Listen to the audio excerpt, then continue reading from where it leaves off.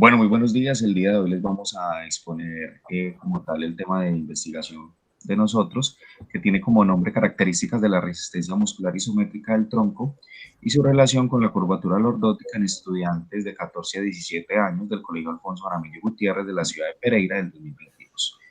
Las personas que integran este proyecto son Alexandra Bedoya Mendieta, Karen Díaz Cárdenas y quienes habla, Sebastián Castaño Morales. Como pregunta problema, tenemos cuáles son las características de la resistencia muscular isométrica del tronco y su relación con la curvatura lordótica en estudiantes de 14 a 17 años del Colegio Alfonso Jaramillo Gutiérrez de la ciudad de Pereira del 2022. Perfecto. En cuanto al planteamiento del problema, tenemos que, en primer lugar, es importante saber que el dolor lumbar se va a definir como un dolor localizado entre el límite inferior de las costillas y el límite inferior de los glúteos, cuya intensidad varía en función de las posturas y de la actividad física. En cuanto al dolor, es un dolor que generalmente es mecánico. Por otro lado, la curva como hiperlordosis, la cual va a ser un aumento excesivo de la curvatura lumbar. Por otro lado, tenemos la musculatura del tronco, es decir, la habilidad que tiene para producir adecuados niveles de activación muscular durante largos periodos de tiempo. En personas que adolecen de una fatiga muscular, ¿cierto? De este dolor a nivel de la lumbar, puede ser por un déficit de la resistencia muscular del tronco, ya que incrementa el riesgo de padecer este dolor por un fallo de estabilidad corporal. Finalmente, según la ya es predominante en los adolescentes a la edad de los 14 años, con un 30% en las mujeres y un 26% en los hombres. Bueno, en cuanto a justificación, tenemos que dado pues de que ya que el dolor lumbar es uno de los principales problemas de salud pública, ya que muchos han sido los tratamientos terapéuticos que se han sugerido para su manejo y prevención. A través de la historia, pues han surgido terapias conservadoras enfocadas en el reposo y cuidado del dolor. Tenemos las terapias que ahora se encuentran activas como la de Williams y la de Mackenzie, que son ejercicios específicos pues para el fortalecimiento pues de la región lumbar. También se ha planteado que los mecanismos más probables para el dolor lumbar son el aumento de la lordosis lumbar, el aumento del ángulo lumbosacro, el ángulo lordótico y la profundidad de la lordosis. Cuando hablamos del aumento del ángulo, condiciona pues una hiperlordosis, que es una causa de dolor por varios mecanismos. Esto es la compresión del disco intervertebral lumbosacro, que en su parte posterior pues hay una sobrecarga en las articulaciones interapofisiarias, un estrechamiento del foramen de conjunción. Además del ángulo lumbosacro, existen uno de los ángulos lumbares que determinan la curvatura lumbar, a los cuales no se le debería dar importancia, como es el caso del ángulo de la lordosis lumbar. Este ángulo puede estar influido por el ángulo lumbosacro y es de importancia a la hora de una evaluación de la curvatura lumbar. En cuanto al déficit de la resistencia muscular en la zona lumbar, esto es un factor de riesgo para su padecimiento, y un factor potencial en la epidemiología de la enfermedad. Por otro lado, pues también tenemos que el desempeño regular o deficiente durante la realización de los test de resistencia muscular isométrica. Esto demuestra una disminución de la resistencia en los músculos de la espalda o extensores del tronco.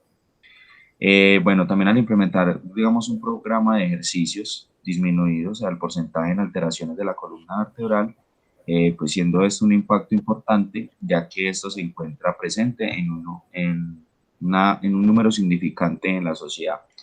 Y la finalidad de este proyecto aporta mayor información cuantitativa con respecto al dolor lumbar. Los beneficios que queremos lograr en la investigación es que los estudiantes de 14 y 17 años del Colegio Alfonso Jaramillo Gutiérrez mencionado anteriormente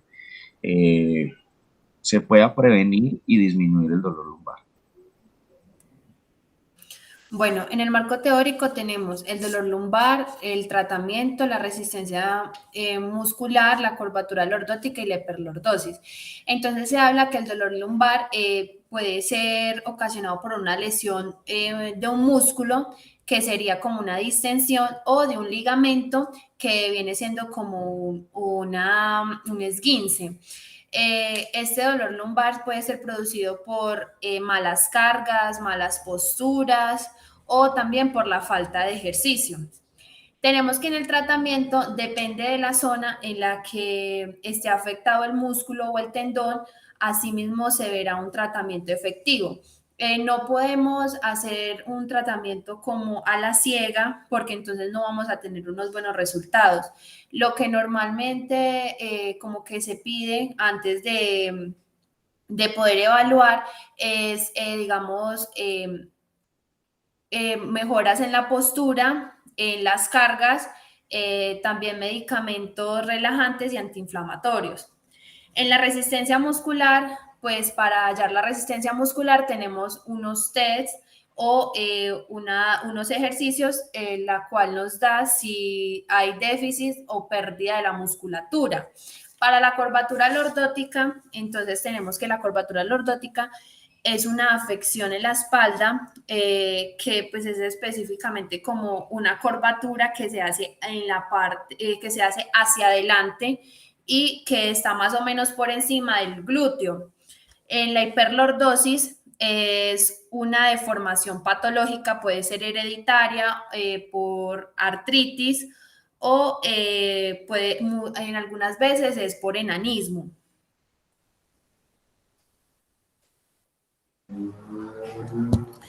Perfecto. Entonces nosotros nos planteamos como objetivo general determinar las características de la resistencia isométrica del tronco y la curvatura lordótica en los estudiantes de 14 a 17 años del Colegio Alfonso Jaramillo Gutiérrez de la ciudad de Pereira 2022.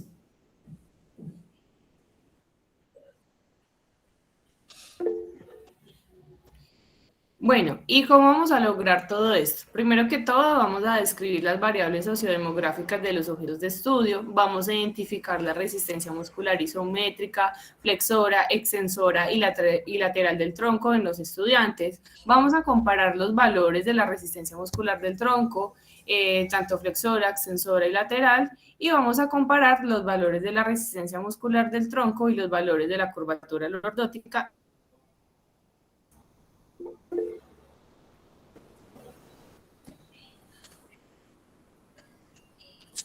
En cuanto a la metodología, tenemos que va a ser de tipo experimental, descriptiva, de tipo empírico-analítica y de carácter observacional-analítica.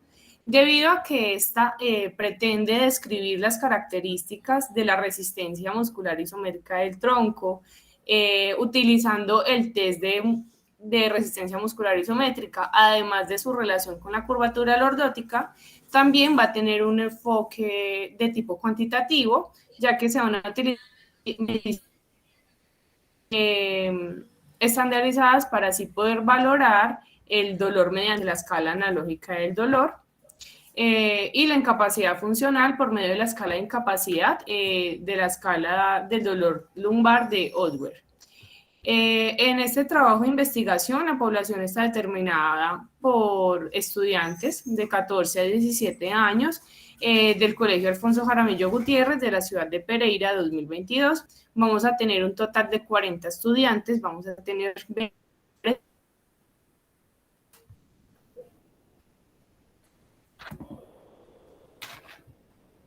Bueno, en los criterios de inclusión tenemos que los estudiantes deben ser de entre 14 y 17 años y que estén en el Colegio Alfonso Jaramillo, que sean estudiantes que sufran de dolor lumbar y también que nos quieran colaborar o que quieran participar en este proyecto con un consentimiento informado.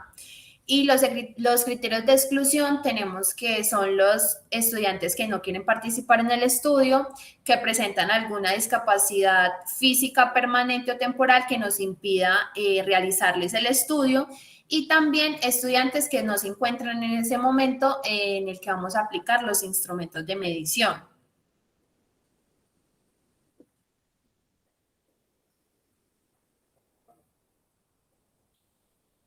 En cuanto a los resultados de lectorabilidad de preguntas, se realizaron una serie de encuestas a población en general, no a la población objeto que tenemos, para mirar qué tan comprensible eran las preguntas que se realizaban, ya que la población a escoger no tiene como un conocimiento técnico de palabras, entonces lo que quisimos fue tomarlas como para que ellos fuera más fácil entender.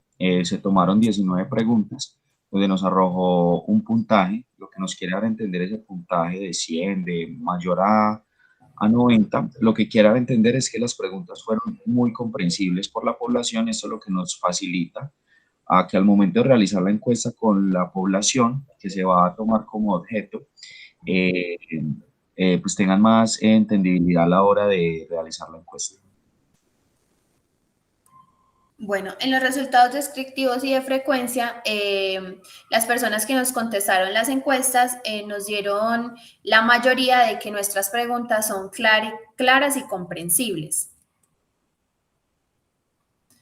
Bueno, y en los resultados de la W de Kendall tenemos que se escogieron todas las 19 preguntas y se le realizó este instrumento, el cual nos arroja una connotación numérica de cada una de las preguntas y de ahí sumamos todos los resultados y los dividimos por 19, que viene siendo todas las preguntas que manejamos en las encuestas, lo que nos dio un promedio de 0,284. Bueno, en cuanto al capa de Cohen, también pues fueron tomadas, eso se realizó con una encuesta realizada 2 veces. En su primera instancia se le entregaron a 13 personas y 2 semanas después se le envió a las mismas 13 personas para mirar cómo era el tipo de respuestas, si eran pues de la misma forma. Lo que obtenimos, pues según lo que nos dice los resultados de capa de Cohen, lo que nos dice es que el instrumento de nosotros está en el rango de 0.8 y 1. Esto lo que quiere decir es que presenta muy buena concordancia en cuanto a las respuestas de las 2 semanas. Bueno, en cuanto al plan de recolección de datos, lo que se está realizando es un cronograma para la realización de actividades. Entonces, como primera instancia tenemos lo que es generar el permiso, en cuanto hay que pedirle a la directora un permiso para poder desplazarnos hacia la institución educativa. Eso ya un proceso de 2 semanas, esto empezará el 24 de mayo hasta el 1 de junio. Tenemos como segunda instancia la realización de encuestas, terminar los estudiantes que desean participar. Esto se tomará también del 20 de julio al 29 de junio, perdón, para así poder pues, conocer qué población desea participar.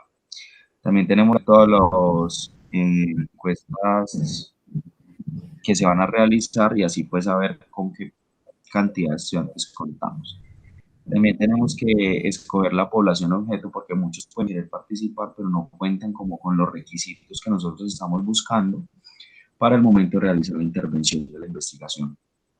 También tenemos la aplicación de test y escalas. Esto ya es un proceso que se llevará a cabo del 24 de agosto al 31 de agosto, donde realizaremos test, escalas, pruebas para mirar qué tan grande está presentando el estudiante ese dolor. Vamos a generar ejercicios de estiramiento y ejercicios de fortalecimiento para los participantes, esto con el fin de generar, pues, primero que todo, que haya una mejoría en cuanto a lo que están padeciendo. Esto se realizará del 5 de septiembre al 12 de septiembre. Y por último, tendremos que vamos a diseñar infografías, pósters, charlas presenciales sobre la prevención del dolor lumbar y de pronto también en este sentido charlas sobre la mala postura o posturas maladaptativas que presentan los estudiantes. Y como último tendremos el informe final, que esto se entregará a los estudiantes para que ellos sepan el proceso y sepan qué magnitud o qué tan grande tenían el padecimiento del dolor lumbar y de ese mismo modo dar a conocer qué tan eficaz es lo que se va a realizar en cuanto a los test, las encuestas, los estiramientos, para darle un sentido a nuestra investigación. Bueno, ya por último tenemos lo que son las referencias bibliográficas y así concluimos con nuestro proyecto de investigación y muchas gracias.